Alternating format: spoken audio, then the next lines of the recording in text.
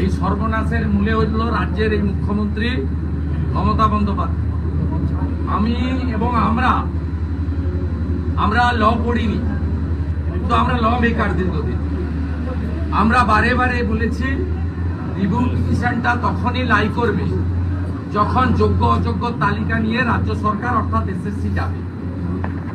উনি প্রথম থেকে ওএমআর ট্যাম্পারিং, র্যাঙ্ক জাম্পিং, খাতা টাকা নিয়ে এবং ওদের দলের নেতাদের আত্মীয় স্বজনকে বাঁচাতে চেয়েছেন, যা অভিজিৎ গাঙ্গুলি মহোদয়ের অর্ডারে 22 সালে মেনে নিলে আজকে এই 26,000-এর সর্বনাশ হতো না, ওটা 5-6 হাজারে রয়েছে।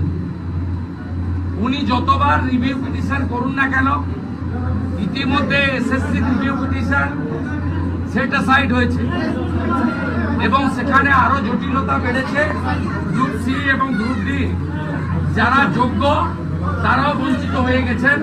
এসএসসি রিভিউ পিটিশন করতে গিয়ে পুরো লটটাই বাদ চলে গেছে। ওই 4,000-এর মধ্যে কিন্তু